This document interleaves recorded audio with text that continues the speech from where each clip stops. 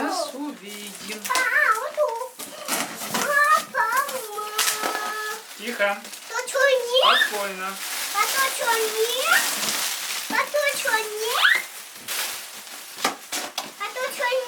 Нет, это мне. Привет! Сегодня начинаю сборку нового самолета Sonic Model Binary 1200. Точнее, самолет-то не сильно уже новый, но для меня он новый. Так, что я в нем буду ставить? То, что есть на текущий момент. Это регуляторы, пчелки, Fury B на 30 ампер, белых LS прошивка. Их более чем достаточно для этих моторов. Моторы Sunny Sky 2212-980 имеются у меня в закромах после квадрокоптера. Сервоприводы металлические ES08 MD2 от фирмы Emax. GPS, думаю, поставлю вот этот здоровый от фирмы Dratec. Купался тоже для квадрокоптера давным-давно, года 4 назад. Там компас имеется. Тяжелый, конечно, но ловит шикарно просто. Так, в общем, разместить решил микрокамеру курсовую в носу самолета. Для этого сейчас так вот его отрежу и сделаю там, собственно, отверстие. Потом обратно приклею.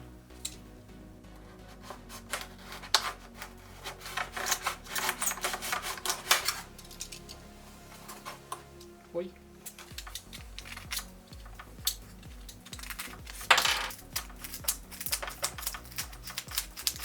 Паяльником прожег отверстие.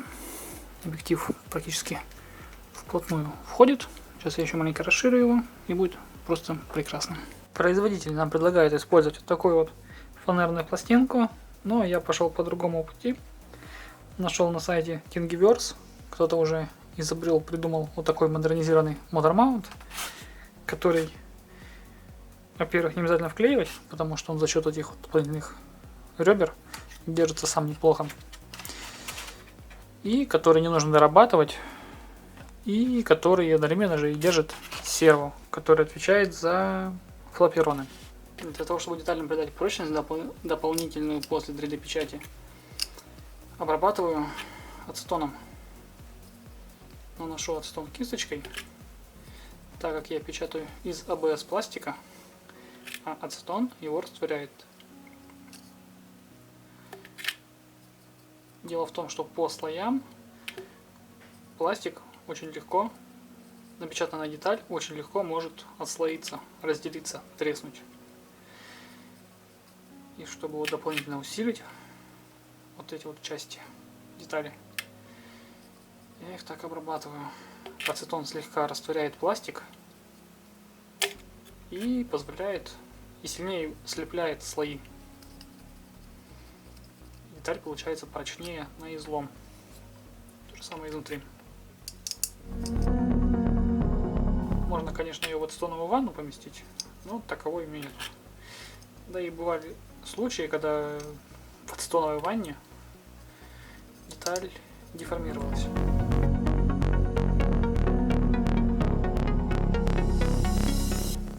Ну вот уже ацетон высыхает, и видно, что деталь стала более гладкой. Так, покрасить я решил самолет в серый цвет.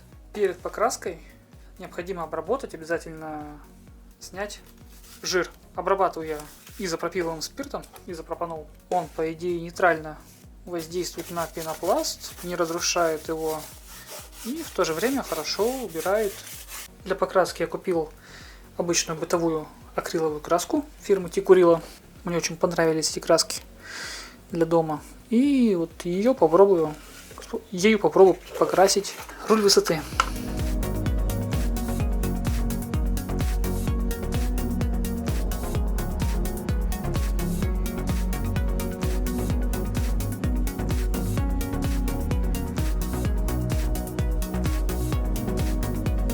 Вот эти вот отливки для работы флаперонов.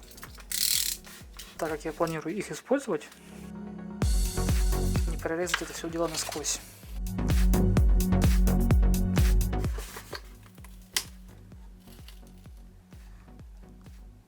Все.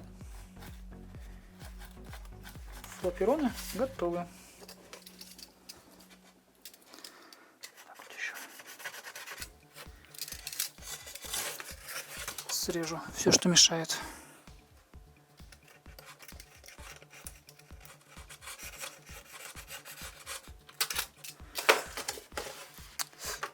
Сейчас, получается, я тут надрезал кусочек, и этим самым я ослабил.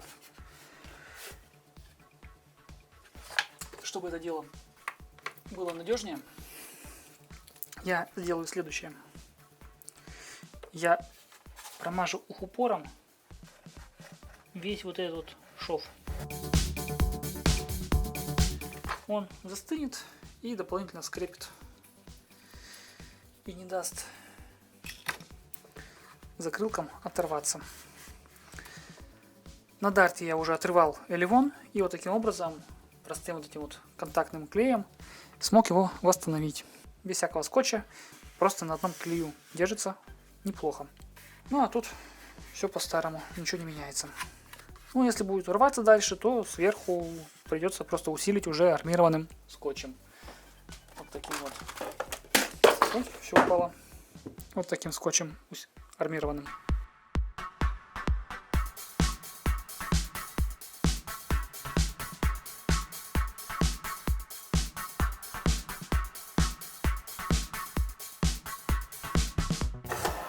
Покрыл на 3 слоя руль высоты. Результат, в принципе, мне уже нравится.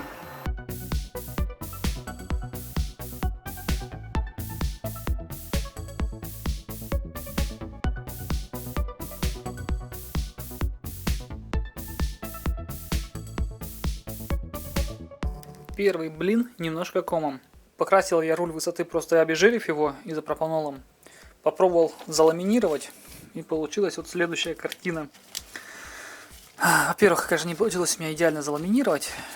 Там пупырки получились. Ну и, конечно, когда начал задирать этот ламинат, лист для ламинирования, у меня краска вся оторвалась. Поэтому я решил перекрасить руль высоты и предварительно мелкой шкуркой, сделав поверхность более зернистой.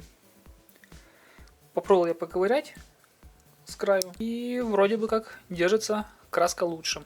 Я уже покрасил подобным способом 2 крыла.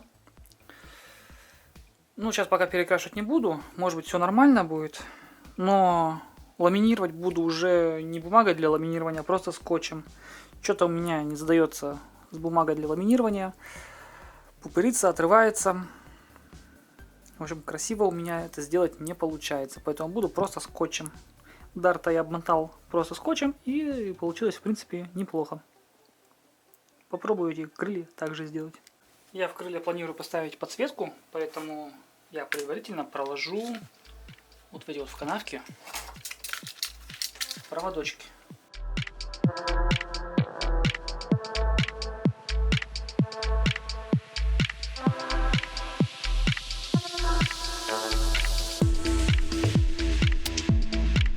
И вставлю такой же длинный во второе крыло.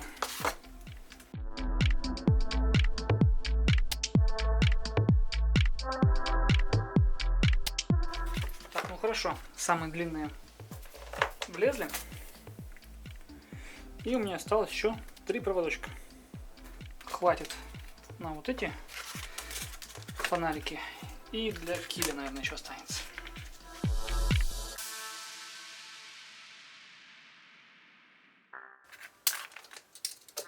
И аналогично прокладываю здесь.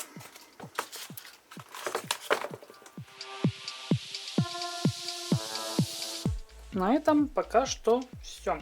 Сейчас я прокрашу снова, наверное. Так, осталось в киле то же самое сделать. Вот в киле отверстие слишком тоненькое. Точнее, его даже нету. Ну что делать? Прорезаю.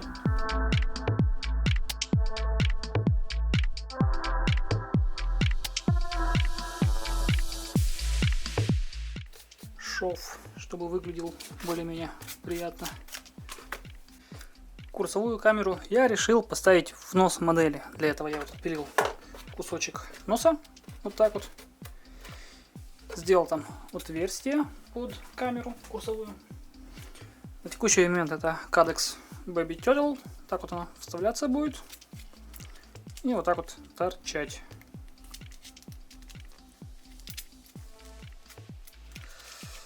Вот. Изоленту, чтобы можно было ее выдернуть и обратно вставить, в случае чего. Сейчас я обратно приклею нос. Тут маленько растопырилось. Тоже я упорчиком прихвачу. И вот можно будет ее так вот вытаскивать. Да, это я делаю для того, чтобы не писать, этот нос не влазил в кадр. Потому что обычно, когда камеру ставят вот сюда, в штатное ее место, вот сюда, то в кадр лезет нос, что не очень красиво. Хотя, с одной стороны, он придает какой-то шарм картинке, но с другой стороны, не совсем красиво. Поэтому я решил именно курсовую впихнуть прямо вот сюда.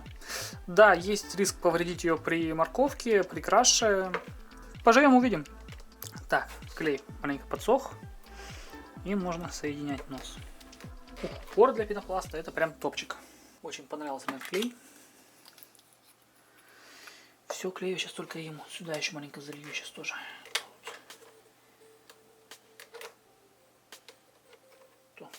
Когда камеру пихал, маленько разорвал отверстие. Что не очень хорошо.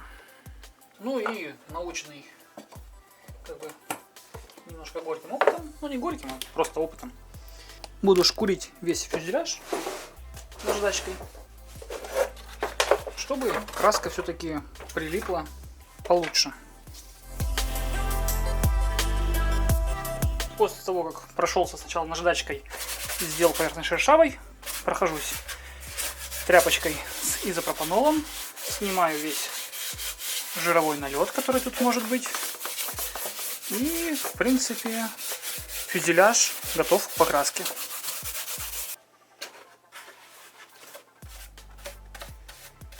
Ну, однозначно краска ложится лучше, чем просто на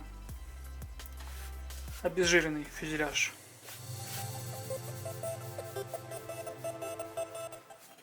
Пока фюзеляж сохнет, попробую скотчем заламинировать одно крыло. Как тебе лучше делать-то? Наверное, буду вот так вот. Конечно, в идеале бы оставить его как есть, без ничего. Но такой вид, конечно, будет недолго. Такой вид сохранится недолго.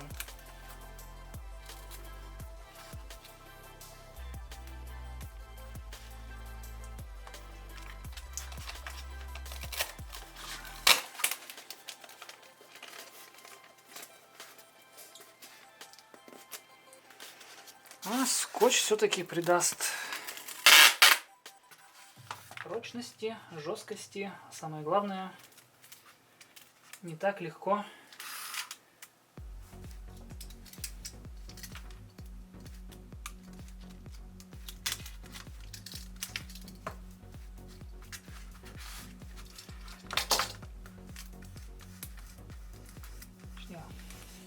не так легко.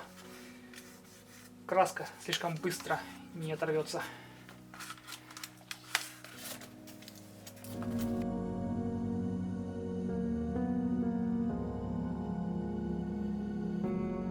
Вот так просто приклеился, вздыбился.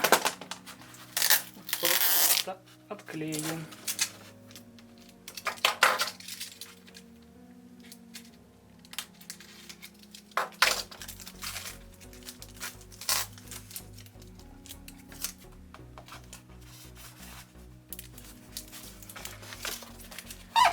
Ну, вот так вот. Долго, нудно и противно. Ну, надо делать. Итак, что получилось на текущий момент сделать? Покрасил фюзеляж и консоли в серый цвет, как и хотел. Обтянул скотчем хвостовое оперение. Конечно, без скотча, на мой субъективный взгляд, самолет выглядит более шикарно, чем со скотчем. Но, боюсь, без него краска моментально облезет при первом же неудачном приземлении. Поэтому придется обтягивать все-таки. Да и добавляет прочности все-таки скотч. Хоть и несколько. Тут в телеграм-канале была жаркая дискуссия по поводу того, сколько скотч добавляет весу. Итак, одна консоль покрашенная. И начал ее оклеивать. 103 грамма весит. Сейчас оклею скотчем и посмотрю, сколько скотч нагонит весу. Втягиваю второе крыло. Делаю следующим образом. То есть отрезал кусок скотча. И далее прямо через все крыло. Вот. Залепил. Залипуха образовалась. Прям так через все крыло налеплял его. Выворачивал. Загибал обратно и клеил от края до края. Вместе с элеронами и закрылками. Потом аккуратненько ножиком прорезал здесь. И загибал вовнутрь. Отклеиться, я надеюсь, что не должно. Но если отклеится, то видно будет.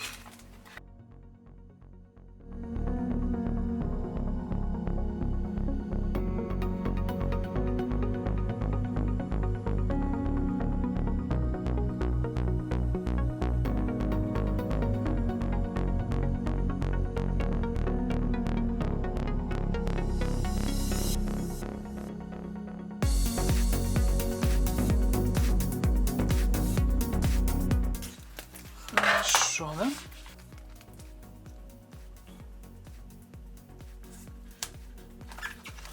С перекрытием.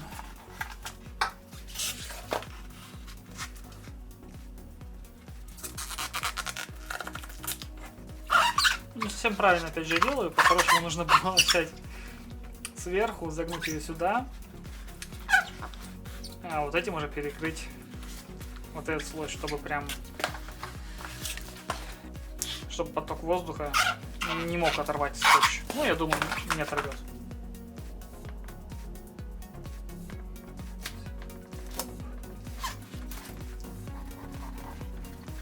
Тут начинаются уже проблемы, поскольку сложная вот эта вот выпуклость.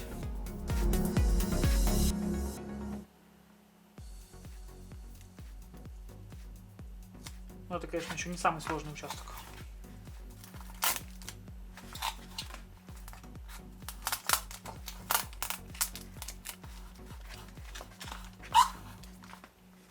Как видно, краска относительно неплохо держится. Тут я делал следующим образом. Так вот нарезал лоскутки. И вот эти вот лоскутки приклеивал.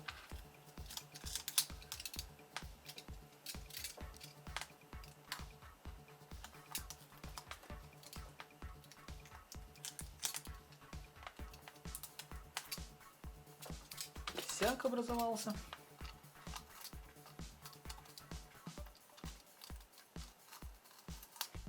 Отклеиваю. Ну а тут, наверное, просто тоненьким нужно будет кинуть слой тоненького скотча, чтобы закрыть вот эти вот дефекты. Долговечность крыла, конечно, будет намного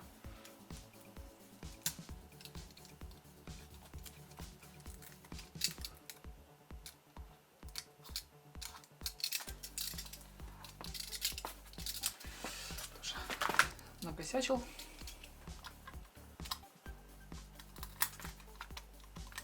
Пробую отклеить. Не отклеивается. Скотч рвется. Ну, видимо, тут уже все. Смиряюсь с этим косячком.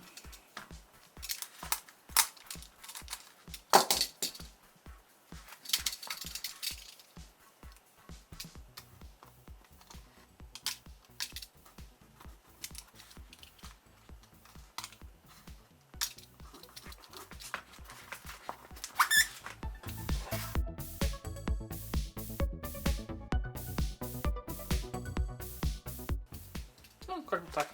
Но это я уже дома буду оклеивать более узким скотчем, потому что толстым тут очень сложно. Или вообще лаком покрою эту часть.